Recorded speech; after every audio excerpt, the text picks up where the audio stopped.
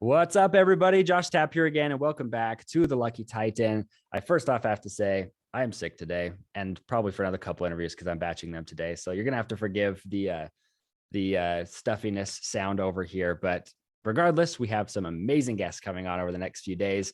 The first and foremost of which is Simone Milasas, which took me forever to get her last name figured out, even right up until the beginning of the interview here.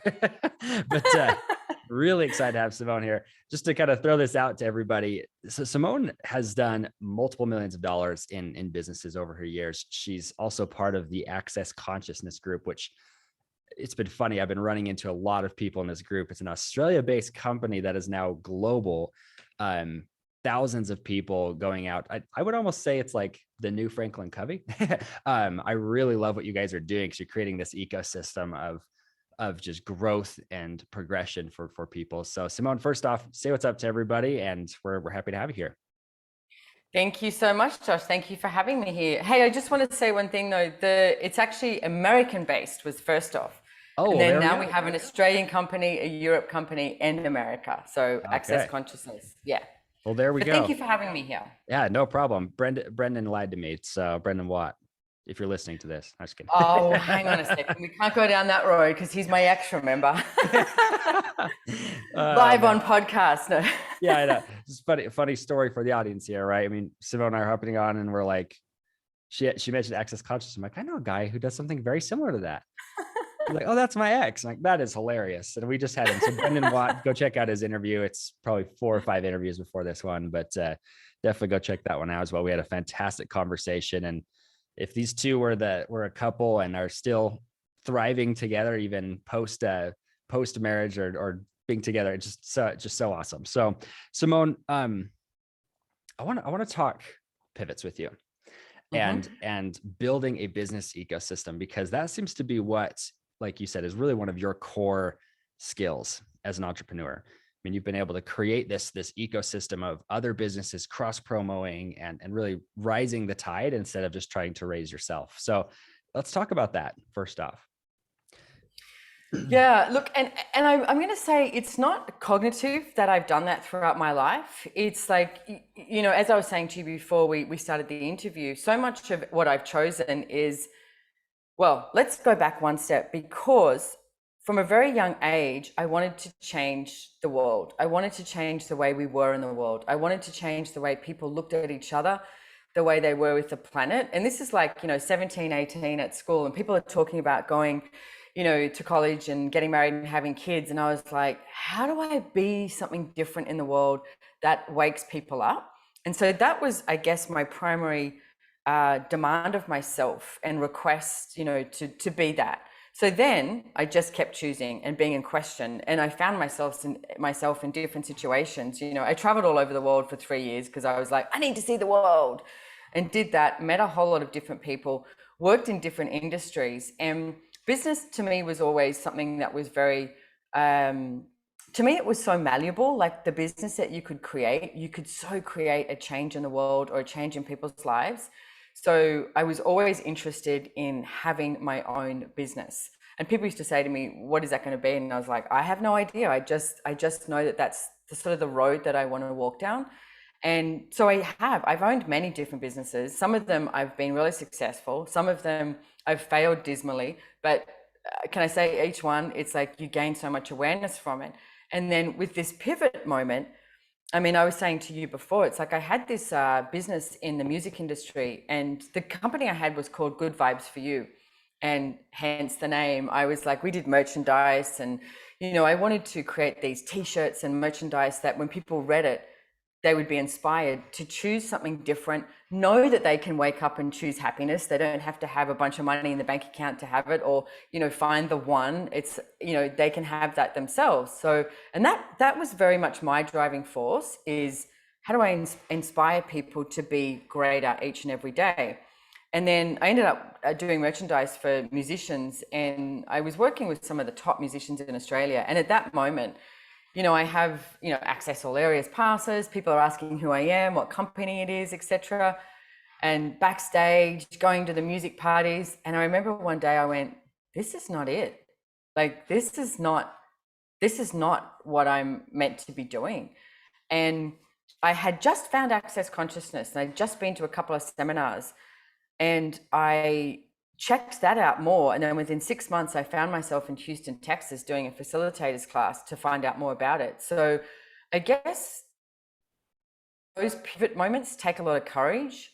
And I implore you, if you are at one of those moments in life where you are not enjoying what you do, you are allowed to change it. So, I mean, like I had an importing exporting business years earlier, and I remember I used to go to India and Thailand and Nepal, and I was on the plane once, and all I wanted to do was get off the plane and go home. And the whole time in India, I would go do work, go back to my hotel room, go do work, go back to my hotel room. And then that's the moment that I went, hey, Simone, you'll have a little chat to yourself. And I was like, this is not working. Like, you're not enjoying what you're doing. So then I went, okay, I need to change the business. I need to change the way this is looking and what I'm choosing. Because to me, enjoying what you do is such an integral part of life. And money will follow when you choose what is joyful for you. It's just the way it works. It's not linear. So the pivotal moments, I mean, finding Access Consciousness, that was 21 years ago. I'm pretty surprised that I'm still here, but Access keeps changing. And now I'm a major facilitator of all the Access classes. And it's like, it's about following the energy and, creating more consciousness in the planet. So here I am today. But if you're listening to this and you are at that moment where you're like, yeah, and your life is feeling a little funky and business is not as much fun, please choose something different. You can. It doesn't matter how old you are or what reason and justification you have. You can choose something different. Love that. Well, and in our pre-interview here, I was I was learning so much about the way you've been able to do that in your life. Like you said, is you kind of follow the people, what the people actually want. Because at the end of the day, if you want to drive change, you can't do it by saying, hey, I'm over here, come to me. You go in with the people and you say, hey, let's go this direction, right? Here's this really cool thing. Let's move you over towards the end goal, right? And I love the way that you've been doing that, because you have done so many different types of companies, so many different industries, but at the end of the day, you have been, changing the world. So I want to ask you this, because I think most entrepreneurs are driven by that same desire. What is the change that you're wanting to see? Because I watch people like Elon Musk, right? He'd be a great example of this. People are like, well, Elon Musk wants to change the world, but the truth is Elon Musk wants to exchange the world. He wants to trade the earth for Mars, right? That's his end goal. But that's his big change that he wants to make, or someone like Tony Robbins or whatever, like that. They have like their specific way that they want to change. What is that for you? Okay, so the first piece is, I think we live on an amazing planet, and I do think a lot of people just walk by and they walk upon it and they don't acknowledge it. And the earth, the planet, I mean, it's funny, I told you I'm at Costa Rica at the moment and we're building this property. It's called El Lugar. And it's just, I mean, to wake up here this morning and the birds were so amazing, and you can hear these howler monkeys and everything. And it's wild. It's so beautiful. And I love it. And what it contributes to me and my body. And I think we forgot that. I think we got so involved in technology, and trust me, I use technology all the time and I love it and it's easy and all of that. But let's not forget about planet Earth, right? And how we can work with her and listen, because it's really loud. And I think we got too self-involved and too many rules and regulations for people. I mean, even if you look at, relationships, money, finances, judgment. I mean, Josh, can we just stop with, what if everyone stopped judging themselves? Like, most people wake up in the morning and they have this litany of judgment, and it's either about their body, their relationship, their finances, their business, their choices, etc. Well, I would like to start with that. What if we came out of judgment of ourselves and we actually acknowledged that we can choose and create anything, because we can. And I mean, I see a lot of people wake up in the morning and they go, oh, I wish I had $1 million in the bank account, or I wish I had this, or I wish I had that, but then they don't do anything about it. And to me, and a lot of what I talk about, so don't read any of my books or go to classes if you don't want to know this, but it's like, get up and choose something, take some action. Like, what action can you take? And I don't mean you have to leap forward and choose stuff that is completely out of your comfort zone.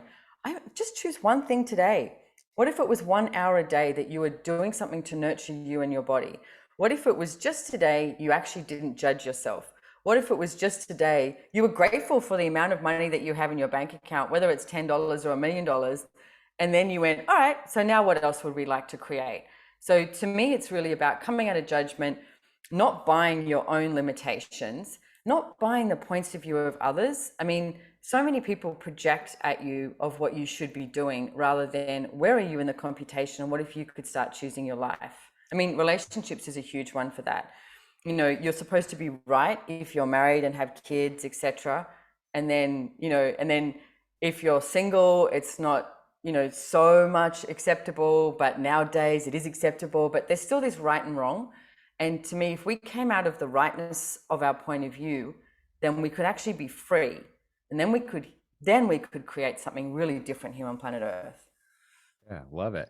Well, and it's so interesting to me because putting this into a business context, right? Like you're saying, I feel like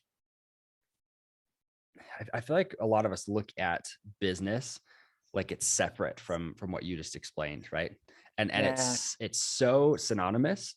It Yeah. just like, so I'm a married man as well, and so everything that goes on in my relationship has to go on in other relationships if I want my business to grow, right? Like I have to put in the same amount of time and effort into other people if I want my company to grow.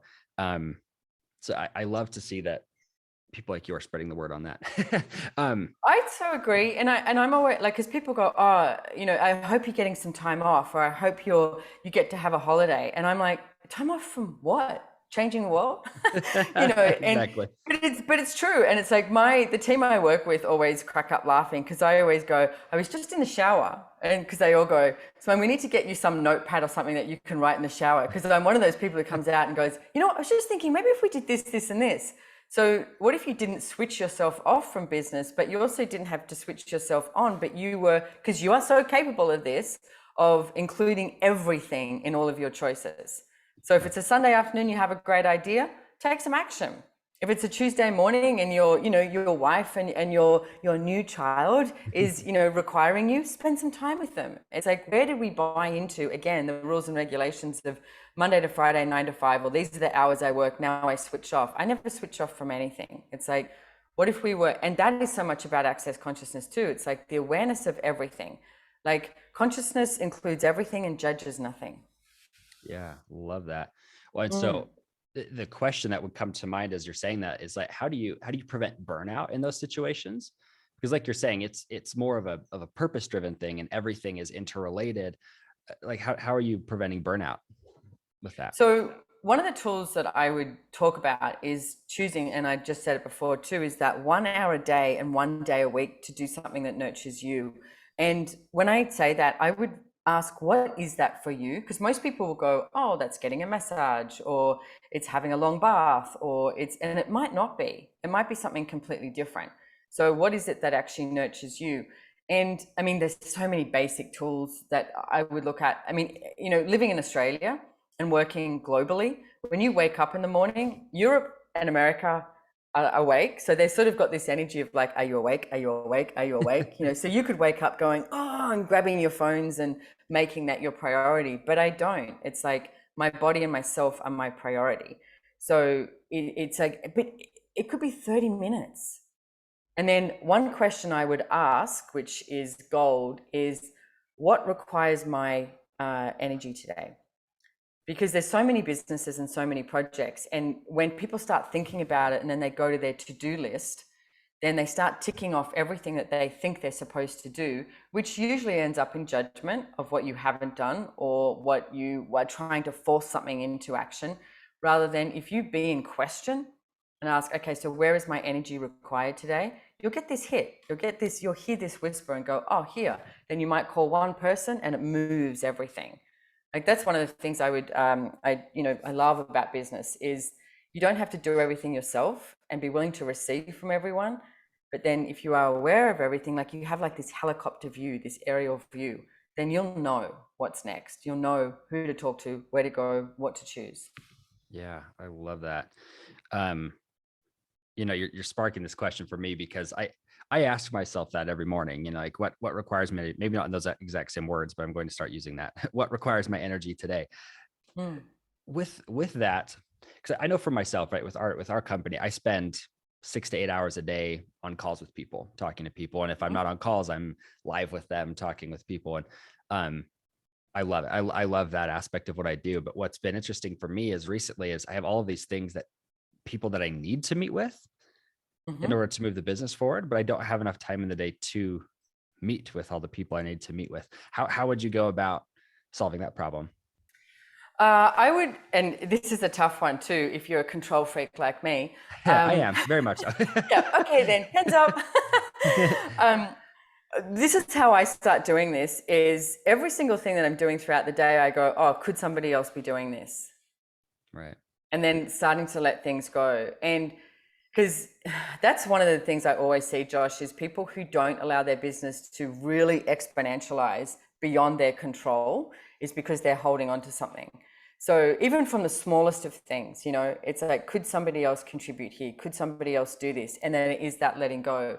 Like I was talking to you before we started recording, and I was the worldwide coordinator of Access Consciousness for 18 years. And then I started facilitating. And I remember I was in Brazil one day and I'm doing this class. It's a really full on class all day, 3 days in a row. And it's 2 a.m. in the morning and I'm on my bed in the hotel room with my computer and still like touching base with people and doing this. And I woke up and I went, okay, I have to change something here.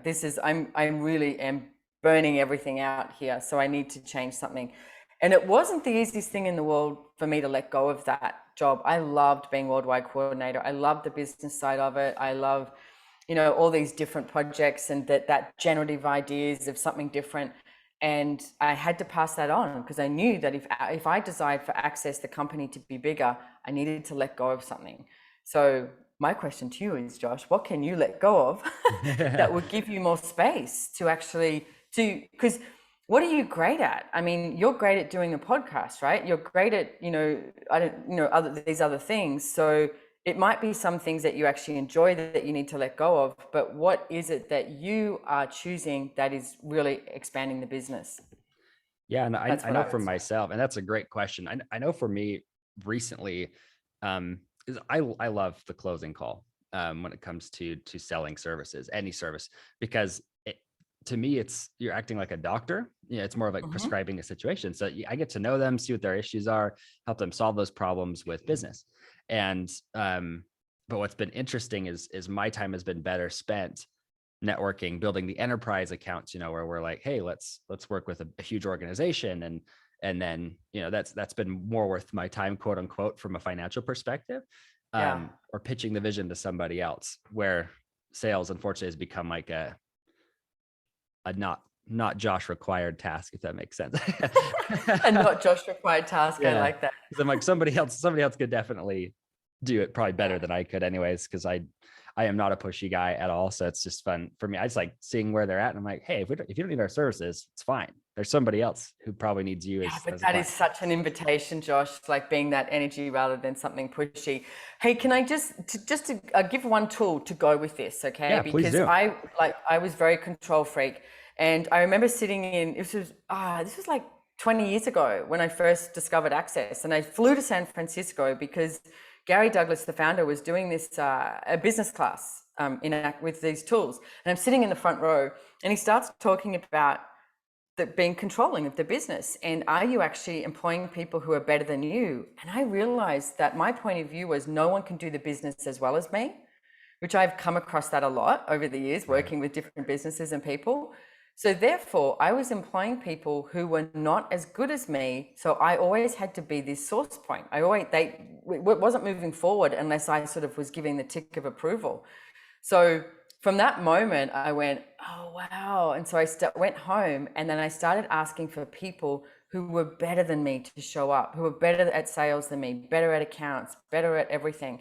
And not based on judgment, just like they're greater at it, which it's a very vulnerable moment and takes a lot of courage to sort of start asking for that in your business for people who are greater than you, because what it usually leads to is this place where you go, I've just become useless. Right. But seriously, if you become useless in your business, you are going to get more creative and you will create more space and allow something different to show up. So, like again, I said, it takes a lot of courage for a control freak like ourselves, Josh, but you know Yeah. what? It's such an easy way to expand a business. Yeah. I love that. Cause I mean, honestly, at the end of the day, that's probably been my issue too. Is like you said, you become that source point by handing it off to people. And one of our core tenets in our company, is we like to give the little guy a leg up, right? Because I feel like Yes. I've gotten that so many times throughout my life. And so we always like to find people who maybe thought they were never going to make it as far, but they do have a great skill set. We put them in Yeah. the role and they thrive, but then I always become the source point. So I'm like, maybe that's something we need to change a little bit. Yeah. Well, no one's going to do it the same way you do it. Right. That's a given. No one is. Like and that's the beauty of all of us here on the planet is we're different. So what if we embrace the difference? Like, I was talking the other day about something about never underestimate the difference that you are and the power and potency that that is. And I love that you do that as well. Like, empower people to be more of them. Yeah. I Mm, appreciate that. That's for us is a huge core tenet of what we do, because at the end of the day, mm. I'm the kind of guy, I believe that business is um, better than a nonprofit, because at the end of the day, it provides way more financial abundance, but it also solves the problem faster in most cases. So I'm a huge believer in entrepreneurialism. Um, Me but too. Me too. And can I just say, but they get so yeah, it's almost like a dirty word sometimes. Um, like this bad rap or this like, I don't know if that's a really Australian word, but like being dodgy, etc. But in truth, this is what's changing the world. right. Is people who actually wake up and go, I know I can create something different here. I know I can do this. And they're not looking to have that security behind them because you can't. It's like you got to go with what you know. And if you go with what you truly know, then, it's amazing to see what shows up. Yeah. Well, and the people who come into your life, yeah. If you want friends, start a business. That's what I say. But if you also want to get rid of your old friends, start a business. That's great. Meme, very profound by Josh. Yeah. Yeah, that's gonna be our quote card for this, right? Oh man, but you've dropped some real gold today, Simone, and I wish I could talk to you for hours, because I'm getting a lot of good information. I've got almost 2 pages of notes here. Um, but I do want to ask, and first off, let me just throw this out there for everybody, is that Simone has a podcast talking about this, about taking that conscious action. And it's called the Choice, Change, and Action podcast. So make sure you go check that out. I'm actually going to deep dive into it because I've gained a ton of value from today's call. So Simone, thank you for that. But Simone, can I ask you, if you could give our audience one final parting piece of guidance, what would it be? I'm going to swing back to the not judging yourself. Like, just have a clean slate. In just for me, just for fun. Don't tell anyone. Keep choosing what you know. If you have to write it out, like what it is that you would like to create, because this is your life. This is not a dry run. It's not a test run. This is it. So don't wait for anyone. Like, keep creating. Keep choosing what works for you, not what works for your partner or your family or everyone around you. It's like, choose for you. If you choose for you, you show everybody else that they can choose for them.